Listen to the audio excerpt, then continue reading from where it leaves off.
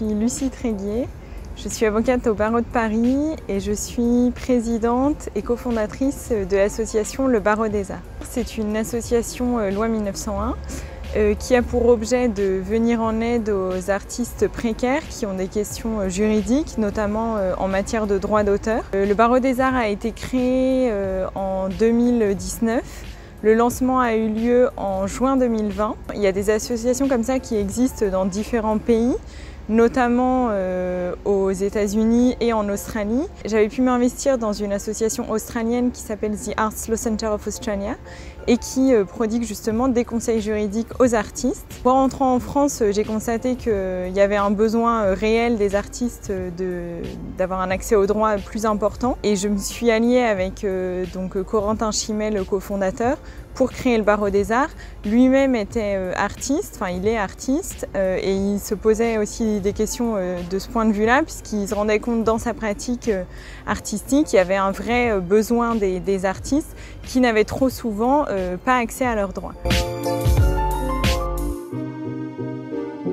On est dans l'association, on est 4 membres du bureau, mais au-delà de ces membres du bureau, on a donc une équipe très importante puisqu'on est accompagné de stagiaires pour pouvoir répondre aux demandes des artistes qui sont croissantes. On a déjà répondu à 145 demandes d'artistes, donc c'est plus de 10 demandes par mois. Et on a un réseau qui est important puisqu'il est constitué d'une 50aine d'avocats, donc tous spécialisés en propriété intellectuelle, et au-delà de 80 étudiants. Ces étudiants, ils sont soit en Master 2 de propriété intellectuelle, soit ils sont élèves avocats, donc ils ont fini leurs études à la fac et ils sont en école pour devenir avocats. C'est aussi grâce à eux que l'association peut délivrer autant de conseils juridiques et je pense que les artistes sont très reconnaissants de cette équipe de bénévoles très investis.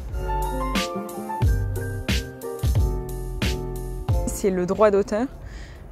Donc c'est tout ce qui est en lien avec la pratique artistique, mais c'est plus spécifiquement donc les droits patrimoniaux et le droit moraux. Les droits patrimoniaux, c'est notamment le droit de représentation, le droit de reproduction, c'est tous les droits qui permettent vraiment à un artiste de valoriser son art et potentiellement de vivre de son art. Et les droits moraux, c'est ce qui est vraiment attaché à la personne de l'artiste. Donc c'est le droit à l'intégrité, le droit à la paternité, des droits qui sont vraiment intrinsèquement attachés à l'artiste. Il y a énormément de questions évidemment en lien avec les droits d'auteur, c'est difficile de généraliser. Alors pour pouvoir bénéficier des services du Barreau des Arts, donc il faut être premièrement un artiste et deuxièmement les services sont réservés aux artistes précaires. Donc pour ça on a fait appel à un critère qui existait déjà, qui est le critère de l'aide juridictionnelle. C'est une forme de mesure de la précarité. Ils sont pris en compte notamment pour pouvoir étudier si oui ou non un artiste peut être bénéficiaire, ses revenus, le nombre d'enfants qu'il a à charge dans son foyer et un certain nombre d'autres critères pour faciliter la tâche à l'artiste puisqu'évidemment l'artiste ne peut pas savoir nécessairement s'il est bénéficiaire. On met sur le site internet du Barreau des Arts un simulateur qui permet à l'artiste de vérifier en indiquant les différentes informations s'il est bénéficiaire ou non. Ensuite, c'est vraiment tous les artistes, quels qu'ils soient, donc les musiciens, les auteurs littéraires, les sculpteurs, les artistes peintres. Enfin, c'est vraiment très très large, c'est vraiment les auteurs au sens du code de la propriété intellectuelle. Donc ça recouvre en fait l'ensemble des créateurs. Les demandes sont variées. La variété est notamment liée à la diversité des artistes puisque c'est, comme je vous disais, c'est des artistes de tout horizon et qui utilisent toute forme de médium. Après, il y a beaucoup de questions contractuelles, donc en lien avec des contrats qu'ils peuvent avoir avec différentes institutions, notamment pour les artistes plasticiens, ça va être des contrats avec des galeries. Ils vont avoir des questions contractuelles puisque trop souvent il y a un déséquilibre contractuel, ce qui est souvent en défaveur des artistes, notamment des artistes précaires. Donc on va pouvoir les aiguiller sur les questions juridiques en lien avec leur contrat, donc évidemment en lien avec le droit d'auteur toujours. Après, il y a pas mal de sujets aussi de contrefaçon, notamment en matière de droit moral, avec par exemple un photographe qui constate que sa photographie est utilisée sans que son nom soit cité. Donc c'est un double fondement hein, de droits patrimoniaux et de droits moraux. Donc on a accompagné effectivement beaucoup de jeunes, beaucoup d'étudiants en école d'art qui se posent des questions. Donc ça peut être des questions en lien avec leur école, en lien avec des expositions par exemple qu'ils pourraient faire dans le cadre de leur école, en lien aussi avec des projets totalement différents. Donc, oui, évidemment, les jeunes peuvent être bénéficiaires et d'ailleurs ils le sont très souvent dans le cadre du Barreau des Arts. La moyenne d'âge est assez basse des artistes bénéficiaires.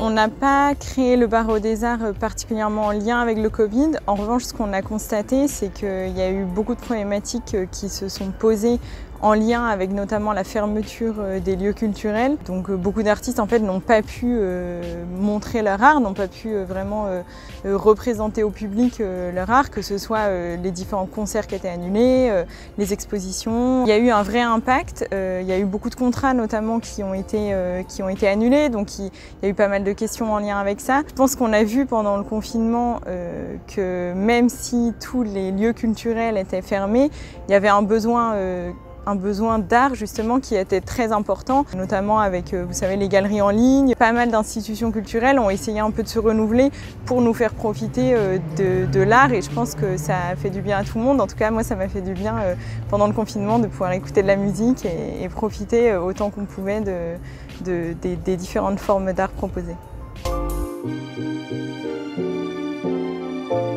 Je pense qu'il y a plusieurs conseils à donner aux jeunes artistes et aux artistes étudiants qui voudraient s'investir dans des projets, qu'ils n'hésitent pas à se faire entourer, qu'ils se rendent compte qu'il y a notamment donc une association, le Barreau des Arts, qui est à leur disposition pour répondre à leurs différentes problématiques. Qu'ils n'hésitent pas à s'entourer d'avocats aussi, évidemment, que les avocats sont des personnes accessibles malgré ce qu'on pense parfois. Par ailleurs, je pense qu'il faut que les artistes aient au moins une base qui leur permette de comprendre leurs droits, parce que ça leur permet en fait, lorsqu'ils se retrouvent face à une situation, de pouvoir négocier, donc que ce soit contractuellement ou autre, de pouvoir avoir des négociations qui sont plus fluides, d'être dans une position de faire respecter leurs droits. Et je pense que ça passe, oui, en étant accompagné, mais au-delà de ça, en ayant vraiment des bases en matière de droit d'auteur, qui est vraiment un droit qui est à destination des artistes à l'origine, et donc qui est là pour les protéger.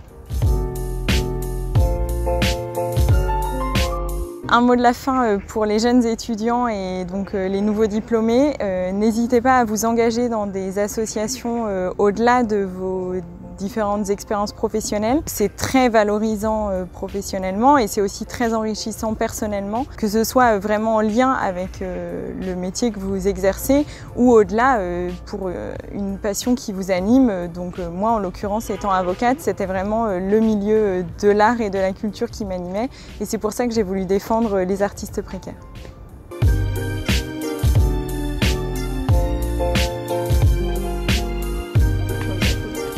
Ha ha ha.